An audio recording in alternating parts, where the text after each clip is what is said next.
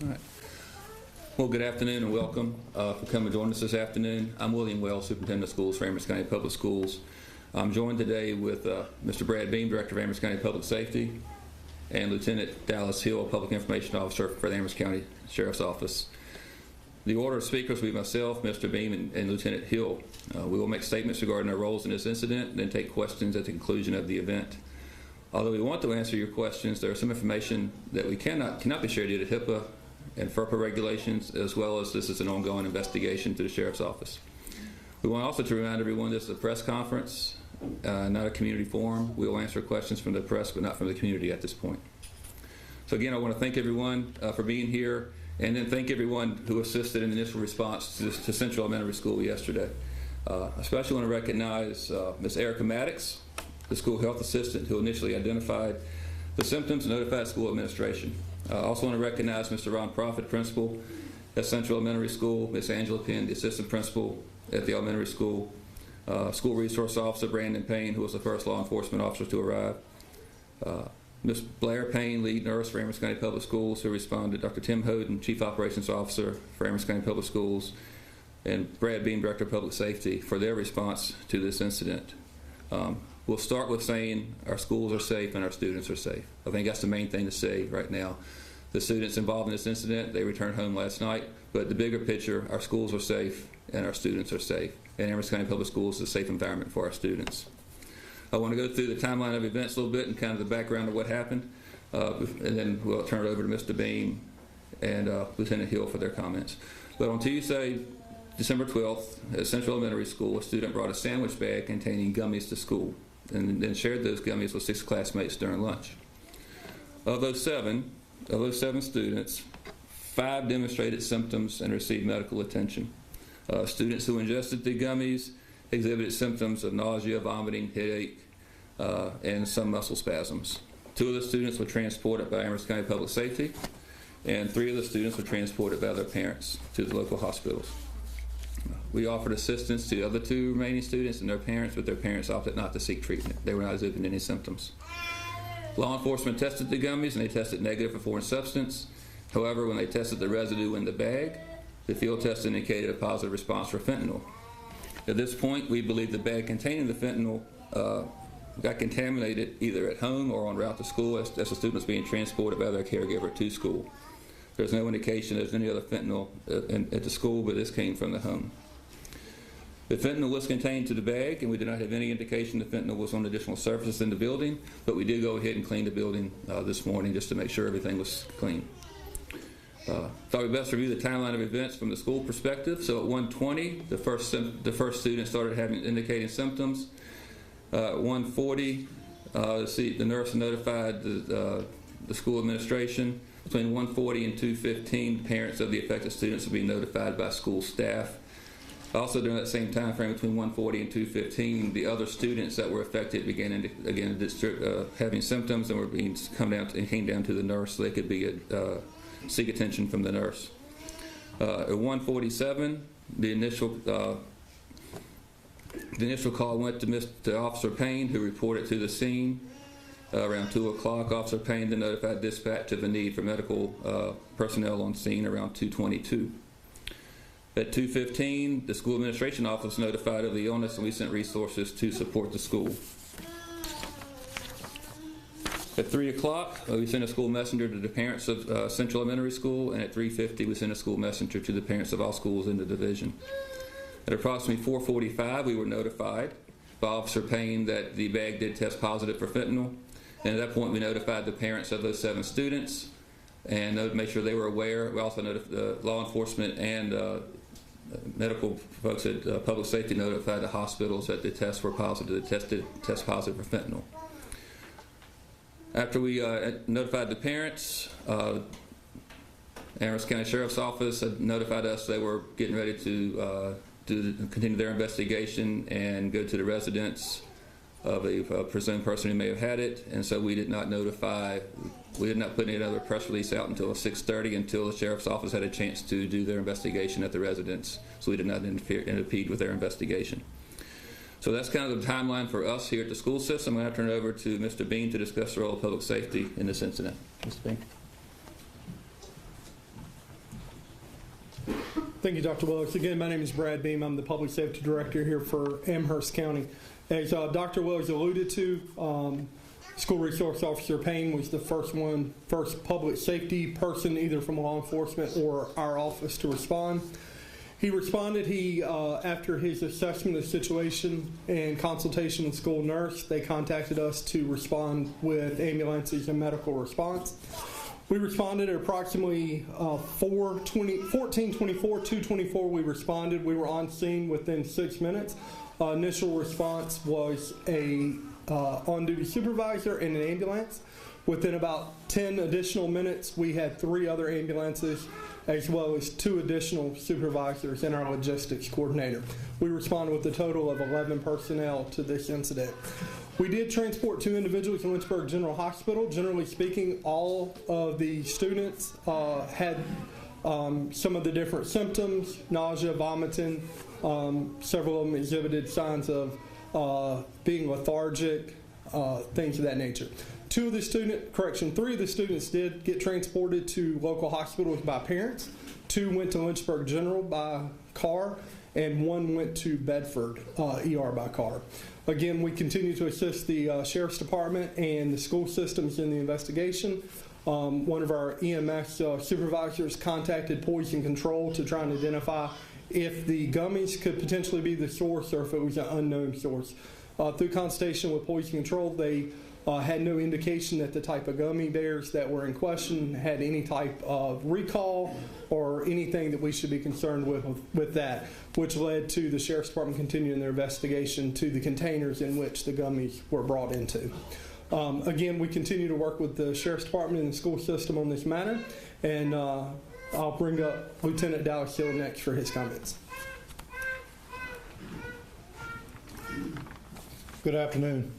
Thank each and every one of y'all for being able to come out today. Again, I'm Lieutenant Dallas Hill with the Amherst County Sheriff's Office. I'm the Public Information Officer, as well as the Lieutenant over the School Resource Officers, which are one of my officers was the one that responded to that scene. I'm not going to reiterate everything that they did and they said. They gave you the timeline. But again, on December 12th, my school resource officer was alerted that 7 school-aged individuals were needed medical treatment. Again, 2 of them needed to be transported to Lynchburg General Hospital. Parents transported 2 to Lynchburg General Hospital, and 1 transported 1 to Bedford Memorial Hospital. During the course of the preliminary investigation here, it was found that each of the students ingested some gummies. During that investigation, we eventually learned that there was residue in the baggie which contained the gummies. We field tested that twice, and that was tested positive for fentanyl. With the assistance of the Drug Enforcement Administration, the baggie will be sent to DEA lab for further testing and confirmation. Due to the findings of that preliminary investigation, my law enforcement officers under the SRO program, the Investigations Department, Narcotics Investigations, they executed a search warrant at 143 Pendleton Drive here in Amherst County. When they did that, they took 2 subjects into custody that were at that residence. The first one is a Clifford Dugan. He was charged for convicted felon in possession of a firearm and also contributed to the delinquency of a minor. The second one was a Nicole Sanders. She was charged with possession of Schedule 1 or 2 and also charged with contributing to the delinquency of a minor. Dugan is being held right now at the Adult Detention Center with no bond, and Sanders is being held with a $1,000 bond and a $1,500 bond. This is an ongoing investigation, so there are possibly more charges that could result in this. There are numerous individuals working on this case. We are taking this case very seriously. These are our children that go to school, and we want to make sure that we do our due efforts to be able to bring those to justice who need to come to justice. Again, if you have any questions or concern, you can contact my office. You can contact me through email at dahill@amherstsheriff.org, or you can contact Captain Clay Thompson at 434-946-9373. We are currently working to try to fit all these puzzle pieces together, and we have a lot of individuals right now working on this to make sure that we can get everything that we need to get done. Thank you.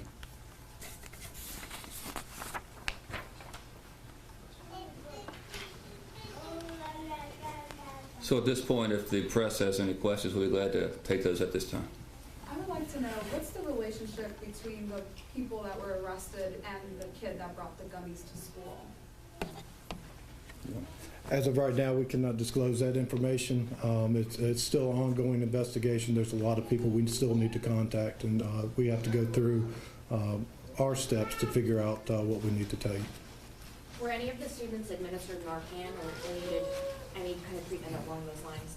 No students were administered Narcan. None of the students exhibited signs that would indicate they needed Narcan. When we give Narcan, it's typically for someone who is having trouble breathing. They're not breathing well or very fast, and they're having trouble maintaining their own airway. We were very lucky in this situation that none of the students exhibited that type of sign. And how are those children doing now? So in conversations with the parents that were all released last night, and all the parents indicate they're doing well today. Some were tired. Some wanted to come to school today, and they may, they try to get back in, but a couple wanted to stay home. So, but the parents indicated that students were healthy and released from the hospital last night and feeling well today. Are you able to tell us how old or what grade the students were? The students were 4th grade. All of them? All students were in the same class in 4th grade. Do you know if any other students may have come into contact with the baggie during that 3-hour span before it was determined that it was laced with fentanyl? We have not been able to determine anyone else was in contact with the baggie. We do know that another baggie with gummies was brought to school. That was also tested with a sibling of one of the students, but that was tested negative. So just this one particular bag was one in question. Did the gummy bears contain any other drugs? No. No, the gummies were not the issue here. It was the residue on the bag that caused the issue. The gummies themselves were not. They were tested, and there's been no indication there. And you can speak to that. If I could add something about the gummies and the bags, what we do is we send those off to be tested further. So our initial field test kits may not pick up what we need to find that are in the gummies, if there's anything at all in those gummies. So that will be sent off to the lab to determine that factor. Do you think this was an unintentional or intentional as far as the baggie being brought to school, whether it was from the two who were charged or the child? From the school system, we think it's unintentional. The child who brought them actually consumed some of the gummies and had no idea anything was there.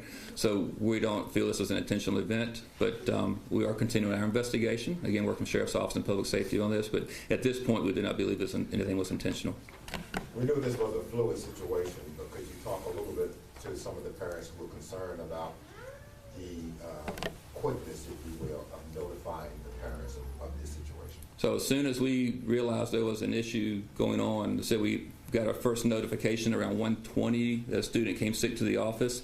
About 3 o'clock, we had a school messenger going out to parents of Central Elementary School. So by the time we were on scene, realized that there was an issue and students had to be transported off, we started notifying parents immediately. The parents of the 7 students were notified immediately. As soon as they came to the office, they were called. Said there was illness, but we notified the rest of the school of Central by 3 p.m.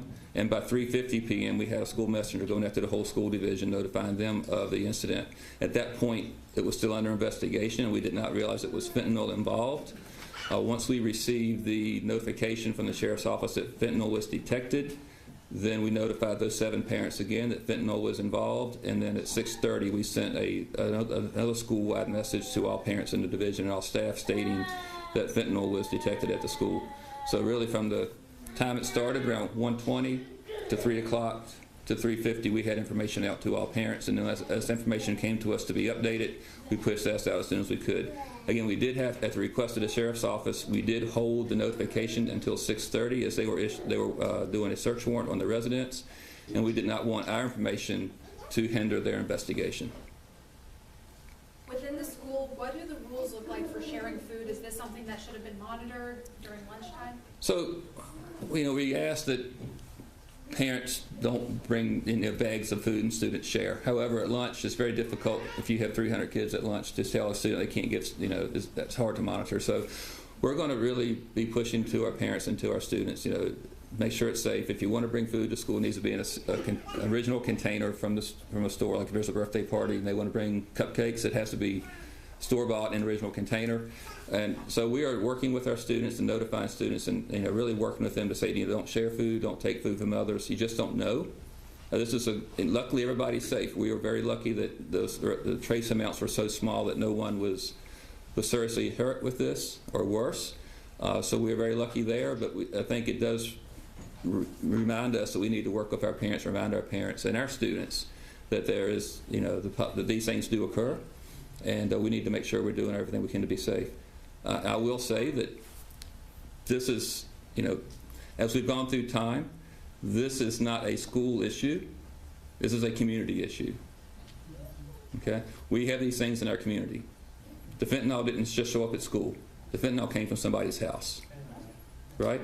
And so we need to wake up as a county and as a community to realize that these things are real, these things are happening. It's not a Richmond problem, it's not a Washington, D.C. problem, it's an Amherst County problem.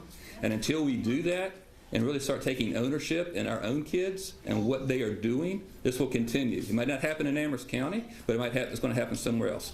Last week it happened at Bedford with the gummies at Liberty High School. This is a problem we're facing in our state.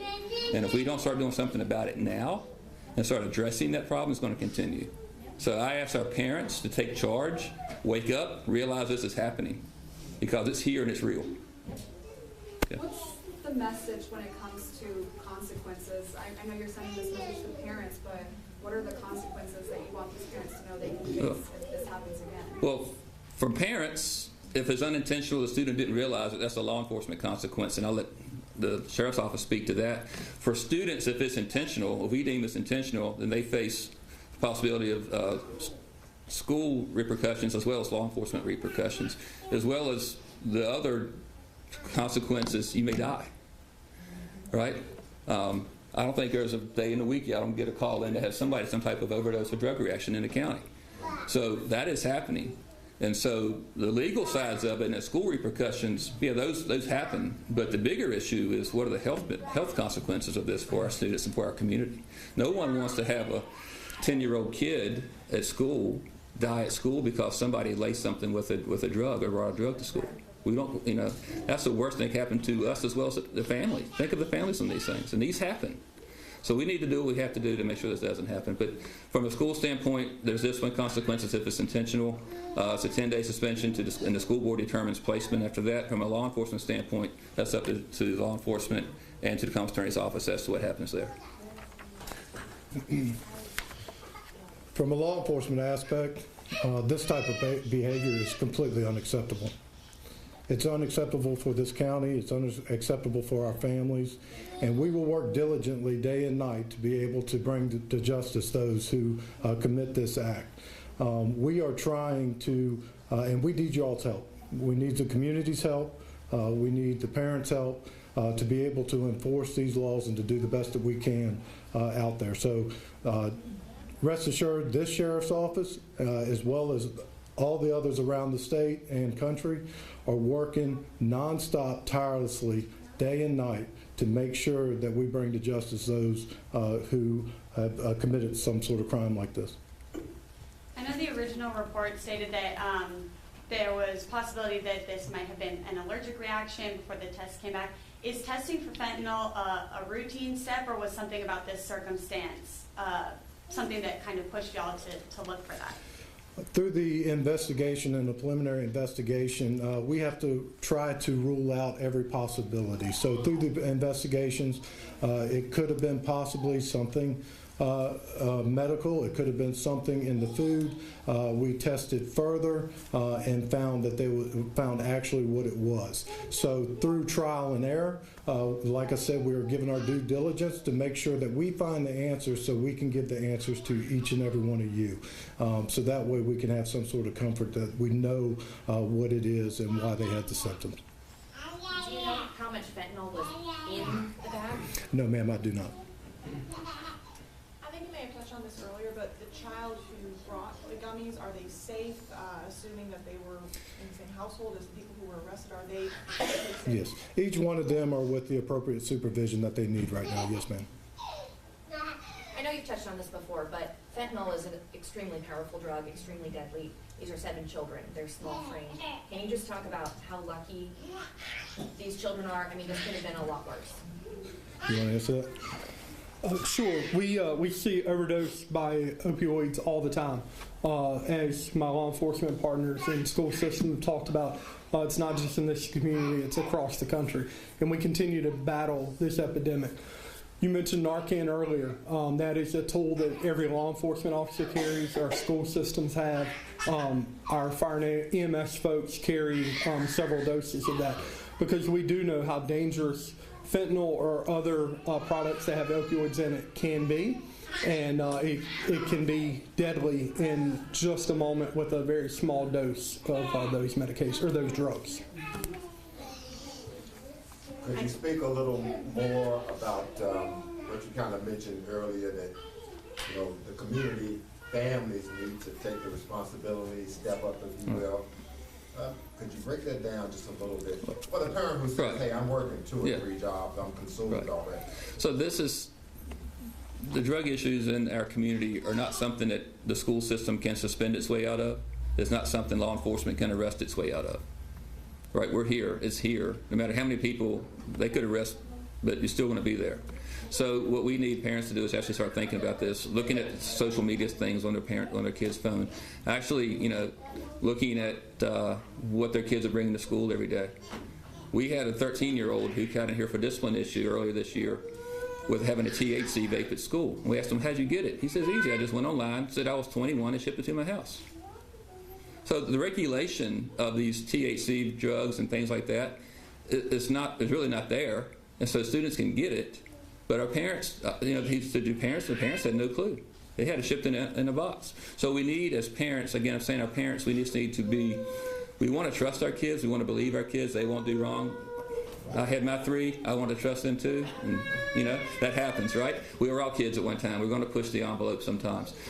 But we need to just make sure we're doing our due diligence as parents and just really just checking up on our kids and making sure that they're doing what they need to be doing, because this is a dangerous situation. It could be a deadly situation, and we just want to make sure that we do everything within our power to keep this from happening, so we don't have to have a situation like this again, or even a worse press conference in the future. And I just ask our parents to do what they need to do to make sure this doesn't happen to their child, because the last thing they want to do is us having to call them at 2:30 in the afternoon and say your child is overdosed on fentanyl and we can't bring them back. Quite a traumatic experience. How Yes, sir. are you and your administration holding up? How are the teachers doing? The teachers seem to be doing well. The teacher in the class that these students are in, she was a little shaken yesterday. She was better this morning. I think the school staff is doing well. My office here, you know, we're dealing with it. You know, we're doing the best we can. We're ready for Friday at 4 o'clock to get here, and when the Christmas break starts. But we're here and we're maintaining and we're doing what we need to do to make sure our kids are safe. But thank you for asking. Any other steps or protocols that will be enacted now to ensure that this doesn't happen again to the extent that you can? So we met with all principals this morning on a Google Meet this morning, principals and leadership across the division. We just reminded them to really emphasize with their students and their parents what they bring to school, and make sure their parents are checking it, make sure students are aware that anything that you think is safe might not be, and just really be vigilant about that. We've asked our elementary, especially at lunches, just to be aware and just remind students not to share food at lunch. It's difficult with kindergartner and first grader. You know, you don't anticipate they're not bringing things to school on purpose, but you never know what they have in their bags and what they get in contact with at home. So, you know, we're just reminding our staff to do that, and really speaking with our students about that. And then as the older students, we're again reminding them of the dangers of what you order online. You may think is safe, but it might not be, and you never know the impurities in some of these things we're buying or there, and it could have a fairly dangerous side effect on you if you ingest it. So just really be careful of what you're doing and be aware of what you're doing. I have a question. I know you said not community. I'll talk to you after. That's okay. According to the Supreme Court case of Lovell versus the City of Griffin, I am the press. So I have a question. What's your question, ma'am? Okay. What is your plan to make sure there's no fentanyl left in the school? In that particular school? Okay. We have treated the school, we have cleaned the school, we have wiped the school. Who cleaned the school? Custodians and The hazmat team maintenance. came out? No, ma'am. So you can guarantee me that every I- one of the 7 children Hold on. that touched that baggie and everything they touched, every surface is clean? I can't guarantee anything. I can't guarantee you don't get struck by lightning right now. The likelihood is low, very low, but I can't guarantee anything. So, from a school, Putting it back on the wait a minute, man. When you haven't even cleaned your school. We have your cleaned the kids school. can go back to school. We have cleaned the school. You haven't. Yes, we have. You have not had a hazmat team out. You want to address hazmat in this situation? Yeah, this really wouldn't be what we would consider a hazmat situation. You know, these things, a product, depending on what it can be cleaned with or disposed of with.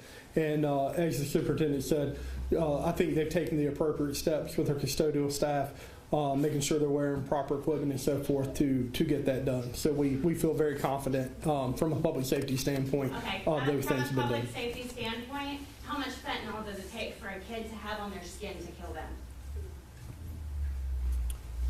Again, I don't want to get into debate here. I'm just trying to answer a few questions, but there are different I just want the building clean so my kids can go back to school. there are different absorption ways for things to occur with fentanyl. Typically, we talk about being absorbed through the skin. A lot of times, that's when we're talking like fentanyl patches, things that are packaged and made to have a dermal exposure route. Okay. That concludes our press conference. Thank Anything you. else? That's all. That's it. Thank you. Thank you. You can talk to me. Are the charges going forward in J&D court or general district court? I don't have that information right, I'm sorry. I don't have that information as of right now on which court is what the charges are in. Will a news release on the arrest be sent out? Yes, so we're going to send out a press release here shortly. Was law enforcement aware of the 2 individuals prior to this incident in relation to any other drug charges, any other investigations? That information I do not have right now, ma'am. Thank you. Thank you all.